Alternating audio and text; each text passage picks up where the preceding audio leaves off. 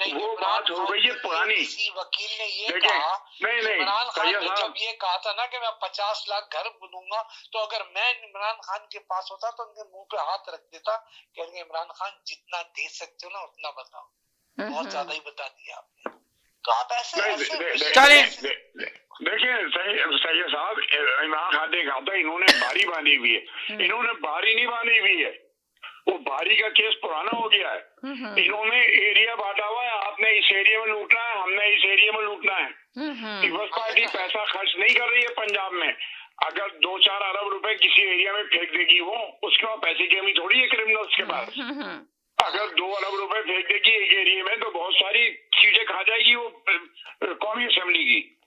समझने की कोशिश करें, इनका एग्रीमेंट है। बात को रियलाइज नहीं, पीपल पार्टी इस बात को रियलाइज कर चुकी है कि जो हॉर्स ट्रेडिंग है ना, उसका अब कुछ फायदा नहीं, क्योंकि अवाम चेंज हो चुकी है, अवाम बदल गई है। अवाम वोट यकीन करें नहीं बदली है सैयद साहब। देखिए अगर अवाम बदली होती, देखिए बुरा नहीं मानिएगा, देखिए सैयद साहब बुरा नहीं मानिएगा, अगर अवाम बदली होती। पैसा अवाम पे नहीं लग रहा ना, पैसा इलेक्शन कमीशन पे लग रहा है। देखिए सैयद साहब देखिए बहुत बड़ी बात कहने जा रहा हूँ मैं। कौन सी बड़ी बात करने जा रहे हैं आप? बदली होती, अगर अवाम बदली होती तो रोड पे होती, आएगी, रोड पर आएगी, बिल्कुल आएगी।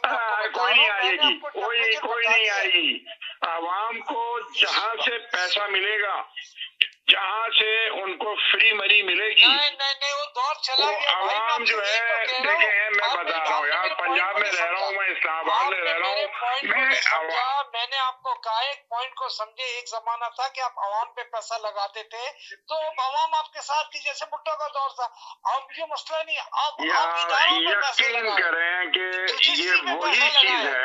यूजीसी पे पैसा लगाए, इलेक्शन कमीशन पे पैसा लगाए, आपके पास आएगा।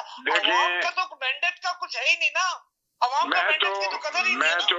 मैं तो ये बोलूंगा सैयद साहब, आप इलेक्शन की आप ये देखें ना कि उन्होंने ये भी शराइत रखी है ना कि इलेक्शन दोबारा से साफ और शफाफ इलेक्शन कराया जाए। आप अमेरिका में रहते हैं, आप आगे यहाँ पंजाब में पैसा लगा लीजिए, आप एमएलए बन जाइए। आप आगे यहाँ पैसे लगा लीजिए, आप एमएलए बन जाइए। यकीन करें, आप समझने की यानी कि आप ये चौधरी साहब का कहना ये है कि पैसा फेंक तमाशा देगा, आपके पास पैसा है तो आप अच्छे ओहदे पे बन सकते हैं। जो पैसा लगाएगा वो हुकूमत करेगा।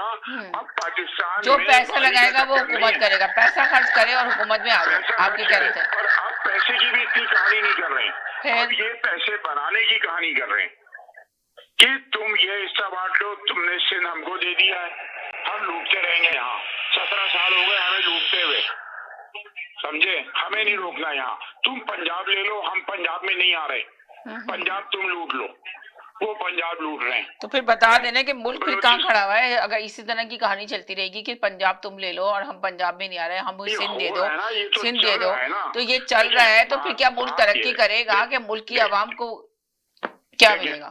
मुझे मेरा सवाल है आपसे, आप बता दें मुल्क की आवाम को क्या मिलेगा? देखिए आवाम की बात सुन लें आप।